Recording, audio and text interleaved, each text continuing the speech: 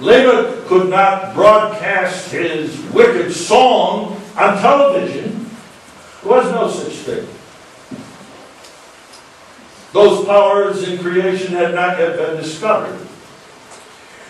The man who lives in a hovel in the slums of Calcutta cannot sin with the same freedom that J.P. Morgan can sin, or Rockefeller.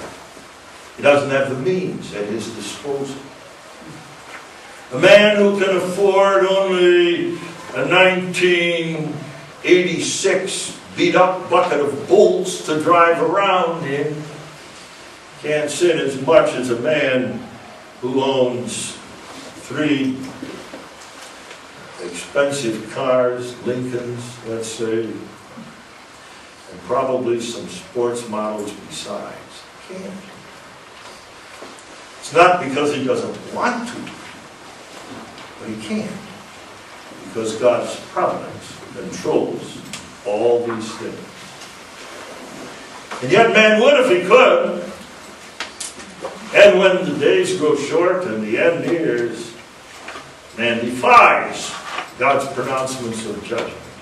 For many, many years, within my own memory, fornication between unmarried young people was curbed by a fear of an unwanted pregnancy. But the devil has now made it possible to have all the intercourse with the opposite sex that you wish without the dangers of pregnancy. And that sort of a thing is being taught in the schools under the name of sex education, which is intended to curb the rampant fornication of children. How foolish, how absurd. And if birth control means don't happen to work properly, there's always the alternative of abortion, sanctioned by the state. So, lo and behold, the way is open for us to do as we please without any regard to the circumstances that may result from our sin. And so it is with homosexuality. Every homosexual or every sexually promiscuous person knows the danger of sexually transmitted diseases and the HIV virus. And science is working day and night, 24 hours a day, 7 days a week, to find a way to prevent the results of the disease, while the sickness itself, the spiritual sickness, goes unchecked and is approved by the courts. If he can get away with it, he'll do it. And if he can't get away with it, well, it's worth the risk. And the drug addict will drown himself in his drugs, knowing full well that it will destroy him. Man grows in sin. But under the providence of God. Why? Let me say, when I speak of the providence of God as controlling this, what I mean is that God in His sovereign power in the universe not only saves out of this wretched and depraved world church bought with the blood of Christ, but determines sovereignly the path that the wicked take. Why? Why does God, with His own sovereign will, control the development of sin? He does that in order that the theodicy may come. I hope you are acquainted with that term. It's a crucially important term in the vocabulary of those who believe the sovereignty of God. The word theodicy comes from 2 Greek words, one of which means God, of course, theodicy.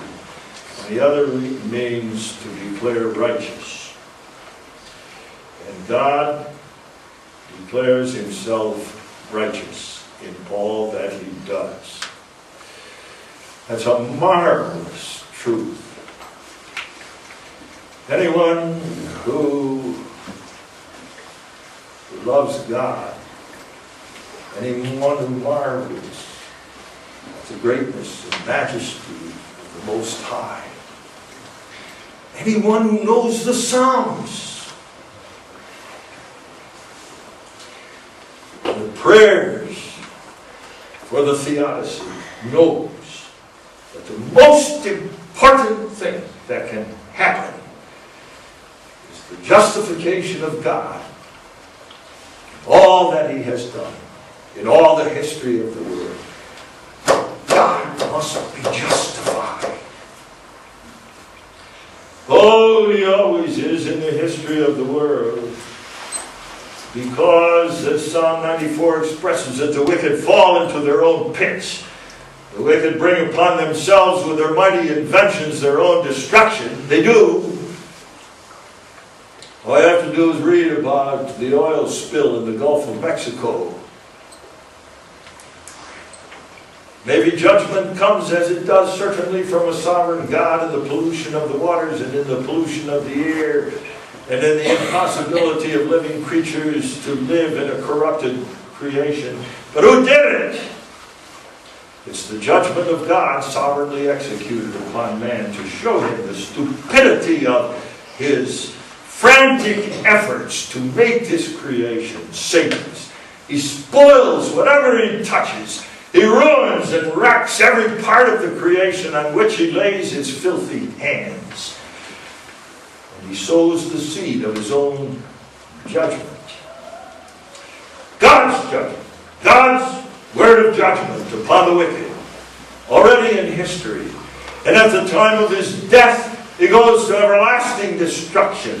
And when he is with the rich man in hell, he knows that he's there because he deserves it. But there comes a day, and that's the judgment day, when God, through Jesus Christ, is vindicated in all that He does. What a great day that will be. How the believer longs for that day. There, the righteous will be vindicated. God will say to all the world, from Cain to today, these are my people. They represented my cause in the world. You say they were wicked too? I made them righteous by the blood of my Son, whom I exalted to my right hand. That's my cause. You spit on it. You mocked it. You tried to destroy it.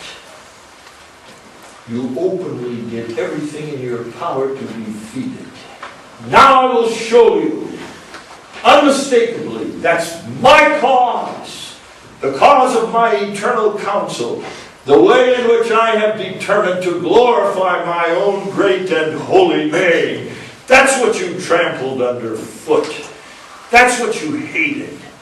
Therein lies your wickedness.